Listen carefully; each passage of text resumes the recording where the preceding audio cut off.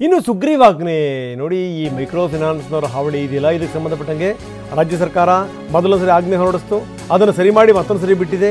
ಈಗ ರಾಜ್ಯಪಾಲರ ಅಂಕಿತ ಅಷ್ಟೇ ಬಾಕಿ ಇದೆ. ಒಂದು ಎಚ್ಚರಿಕೆ ಸಂದೇಶ ಇದೆ, ಇಲ್ಲಿ 3 ವರ್ಷ ಜೈಲು ಶಿಕ್ಷೆ ಅಂದ್ಕೊಂಡಿದ್ರೆ ನೀವು ತಪ್ಪು, 10 ವರ್ಷ ಜೈಲು ಶಿಕ್ಷೆ ಆಗುತ್ತೆ.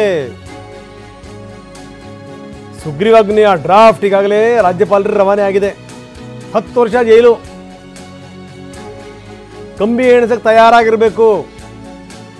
ಶಿಕ್ಷೆಯ ಪ್ರಮಾಣದಲ್ಲಿ ಏರಿಕೆಯಾಗಿದೆ. 3 ವರ್ಷ ಅಂತ ಇದ್ದಿದ್ದು 10 ವರ್ಷಕ್ಕೆ ಬಂದಿದೆ. ರಾಜ್ಯಪಾಲರ ಅಂಕಿತ ಬೀಳದಷ್ಟೇ ಬಾಕಿ ಇದೆ.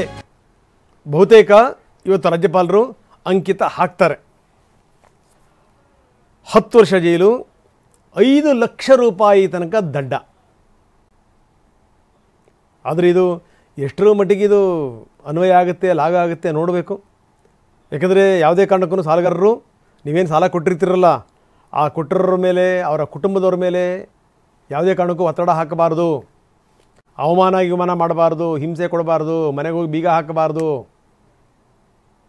ಸೊ ಇವೆಲ್ಲವೂ ಕೂಡ ಇದೆ. ಫೈನಾನ್ಸ್ ಸುಗ್ರೀವಾಜ್ಞೆ ಡ್ರಾಫ್ಟ್ ಏನು ಹೋಗಿದೆಯಲ್ಲ, ಅದರಲ್ಲಿ ಯಾವ್ಯಾವ ಅಂಶಗಳಿದೆ. ಸಾಲಗಾರರು ಮತ್ತು ಕುಟುಂಬದವರ ಈ ಸ್ವತ್ತನ್ನು ಅಡಮಾನ ಇಟ್ಕೊಳ್ಳೋಂಗಿಲ್ಲ,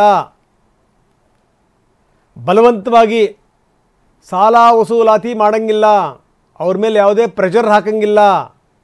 ಬೇರೆಯವರ ಸಿಬ್ಬಂದಿಗಳನ್ನು, ಈ ಹೊರಗುತ್ತಿಗೆ ಸಿಬ್ಬಂದಿಗಳಿರ್ತಾರಲ್ಲ ಅಂಥವ್ರನ್ನ ಬಿಟ್ಟು, ರೌಡಿಗಳನ್ನು ಬಿಟ್ಟು ನೀವು ಅವ್ರನ್ನ ಹೆದರ್ಸಂಗಿಲ್ಲ, ಬೆದರ್ಸಂಗಿಲ್ಲ. ಬರೀ ಪ್ರಸನ್ನ ಮತ್ತೊಂದು ಸರಿ ನಮ್ಮ ಜೊತೆಗೆ ಈಗ ನೇರ ಸಂಪರ್ಕದಲ್ಲಿದ್ದಾರೆ. ಪ್ರಸನ್ನ, ಈ ಸುಗ್ರೀವಾಜ್ಞೆ ಜೊತೆಗೆ ಏನಂದರೆ ಮೊದಲು ಆಜ್ಞೆ ಹೊರಡಿಸಿದ್ದು, ಅದಾದಮೇಲೆ ಒಂದಷ್ಟು ಬದಲಾವಣೆ ಮಾಡಿ ಮತ್ತೆ ಬಿಟ್ಟಿರುವಂಥದ್ದು. ಈಗ ಈ ರಾಜ್ಯಪಾಲರ ಅಂಕಿತ ಬೀಳುವಂಥದ್ದಷ್ಟೇ ಬಾಕಿ ಇದೆ. ಈಗ ಈ ಬದಲಾಗಿರುವಂಥ ಪಾಯಿಂಟ್ಸ್ಗಳೇನು ಅಂತಂದರೆ, ನಿಮಗೆ ಜೈಲು ಶಿಕ್ಷೆ 3 ವರ್ಷ ಅಲ್ಲ 10 ವರ್ಷ, ಬಹಳ ಹುಷಾರಾಗಿರಬೇಕು ಅನ್ನುವಂಥದ್ದು. ಜೊತೆಗೆ ಒಂದಿಷ್ಟು ನಿಬಂಧನೆಗಳಿವೆ. ಸಂಬಂಧಪಟ್ಟಂಥವರು ಈ ಕುಟುಂಬದವ್ರ ಮೇಲೆ ಯಾವುದೇ ರೀತಿ ಒತ್ತಡ ಹಾಕಬಾರ್ದು, ಯಾವುದೇ ರೀತಿ ಅವಮಾನ ಮಾಡಬಾರ್ದು, ಮನೆಗೆ ಹೋಗಿ ಬೀಗ ಹಾಕಬಾರ್ದು. ಇದೆಲ್ಲವೂ ಕೂಡ ಎಷ್ಟರ ಮಟ್ಟಿಗೆ ಇವೆಲ್ಲವೂ ಕೂಡ ಲಾಗು ಆಗ್ತವೆ, ವೆರಿ ಇಂಪಾರ್ಟೆಂಟ್. ಯಾಕಂದರೆ ಈ ಸಾಲ ತೆಗೆದುಕೊಳ್ಳುವಂಥವ್ರು ಕೊಡುವಂಥವರ ಈ ಸಂಬಂಧಗಳಿರ್ತಾವಲ್ಲ, ಬೇರೆ ರೀತಿಯಲ್ಲಿ ಸಾಲ ತೆಗೆದುಕೊಳ್ಳುವಂಥ ಸಂದರ್ಭದಲ್ಲಿರುವಂಥ ಉತ್ಸಾಹ ಸಾಲ ಕಟ್ಟುವಂಥ ಸಂದರ್ಭದಲ್ಲಿರಲ್ಲ. ಬೇರೆ ಬೇರೆ ಸಮಸ್ಯೆಗಳೆಲ್ಲವೂ ಕೂಡ ಬರ್ತವೆ. ನಿಜಕ್ಕೂ ಸಮಸ್ಯೆಯಿಂದ ಬಳಲ್ತಿರೋರಿದ್ದಾರೆ, ನಾನು ಇಲ್ಲ ಅನ್ನಲ್ಲ. ಆದರೆ ಎಲ್ರಿಗೂ ಕೂಡ ಇದು ಅನ್ವಯ ಆಗುತ್ತೆ ಅಂತಲೂ ಕೂಡ ಹೇಳೋಕ್ಕಾಗಲ್ಲ. ಸೊ ಇಂಥದ್ರಲ್ಲಿ ಈ ಡ್ರಾಫ್ಟ್ನಲ್ಲಿ ಏನೇನಿದೆ ಪ್ರಸನ್ನ? ರಂಗನಾಥ್, ಮೈಕ್ರೋ ಫೈನಾನ್ಸ್ ಹಾವಳಿಯನ್ನು ತಡೆಗಟ್ಟೋದಕ್ಕೆ ಸುಗ್ರೀವಾಜ್ಞೆ ಒಂದೇ ಒಂದು ಮಾರ್ಗೋಪಾಯ ಅಂತ ಹೇಳಿ ಸರ್ಕಾರ ಯೋಚನೆ ಮಾಡಿತ್ತು.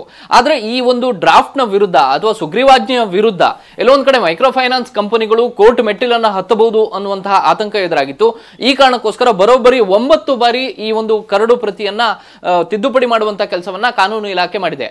ಅಂದ್ರೆ ಒಂದಷ್ಟು ಅಂಶಗಳು ಮೈಕ್ರೋ ಫೈನಾನ್ಸ್ ಕಂಪನಿಗಳಿಗೆ ಅನುಕೂಲ ಆಗೋ ರೀತಿಯಲ್ಲೂ ಅಥವಾ ಕಾನೂನಾತ್ಮಕವಾಗಿ ಅದನ್ನ ತಡೆಯುವಂತ ನಿಟ್ಟಿನಲ್ಲಿ ಮೈಕ್ರೋ ಫೈನಾನ್ಸ್ ಕಂಪನಿಗಳು, ಸಂಸ್ಥೆಗಳು ಮುಂದೆ ಹೋಗಬಹುದು ಅನ್ನುವಂತ ನಿಟ್ಟಿನಲ್ಲಿ 9 ಬಾರಿ ಬದಲಾವಣೆಯನ್ನ ಮಾಡಿ ಇದೀಗ ನಿನ್ನೆ ಮಧ್ಯಾಹ್ನದ ವೇಳೆಗೆ ರಾಜ್ಯಪಾಲರ ಅಂಕಿತಕ್ಕೆ ಮುಖ್ಯಮಂತ್ರಿಗಳು ಕಳಿಸಿದ್ದಾರೆ. ಮುಖ್ಯಮಂತ್ರಿಗಳು ಕೂಡ ಸುದೀರ್ಘ 1-1.5 ದಿನಗಳ ಕಾಲ ಅದನ್ನ ಪರಿಶೀಲನೆಯನ್ನ ನಡೆಸಿದ್ದಾರೆ. ಬಹುತೇಕ ಇವತ್ತು ರಾಜ್ಯಪಾಲರು ಅದಕ್ಕೆ ಅಂಕಿತ ಹಾಕಬಹುದು ಅನ್ನುವಂತ ನಿರೀಕ್ಷೆ ಇದೆ. ಒಂದು ಬದಲಾದಂತಹ ಕರಡು ಪ್ರತಿಯಲ್ಲಿ ಶಿಕ್ಷೆಯ ಪ್ರಮಾಣವನ್ನ ಸಂಪೂರ್ಣವಾಗಿ ಬದಲಾಯಿಸಲಾಗಿದೆ. 3 ವರ್ಷದ ಶಿಕ್ಷೆಯ ಪ್ರಮಾಣವನ್ನ ಇದೀಗ 10 ವರ್ಷದ ತನಕ ಏರಿಕೆಯನ್ನ ಮಾಡಲಾಗಿದೆ. ಜೊತೆಗೆ ಮುಂಚೆ ದಂಡ ವಿಧಿಸುವಂತಹ ಯಾವುದೇ ರೀತಿಯ ಪ್ರಸ್ತಾಪ ಈ ಒಂದು ಇದರಲ್ಲಿ ಇರಲಿಲ್ಲ.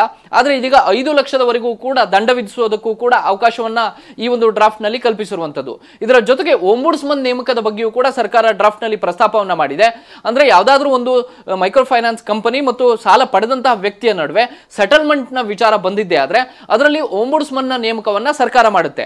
ಸಹಕಾರಿ ಇಲಾಖೆ ಅಥವಾ ಕಂದಾಯ ಇಲಾಖೆಯ ಒಬ್ಬ ಅಧಿಕಾರಿಯನ್ನ ಓಂಬುಡ್ಸ್ಮನ್ ಆಗಿ ನೇಮಕ ಮಾಡಿ ಮಧ್ಯಸ್ಥಿಕೆಯನ್ನು ವಹಿಸಿ ಅದನ್ನ ಅಲ್ಲಿಗೆ ಇತ್ಯರ್ಥ ಮಾಡಬೇಕು ಅನ್ನುವಂಥದ್ದು ಸರ್ಕಾರದ ಆಲೋಚನೆ. ಈ ರೀತಿಯ ಮಧ್ಯಸ್ಥಿಕೆಯ ಕಾರಣದಿಂದ ಒಂದಷ್ಟು ಗೊಂದಲಗಳು ತಿಳಿ ಆಗಬಹುದು ಅನ್ನುವಂಥ ನಿಟ್ಟಿನಲ್ಲಿ ಸರ್ಕಾರ ಯೋಚನೆ ಮಾಡ್ತಾ ಇದೆ. ಬಹುತೇಕ ಇವತ್ತು ರಾಜ್ಯಪಾಲರ ಅಂಕಿತ ಬೀಳುವಂಥದ್ದು ನಿಶ್ಚಿತ ಆಗಿದೆ. ರಂಗನಾಥ್, ಓಕೆ, ಧನ್ಯವಾದ ಮಾಹಿತಿಗೆ.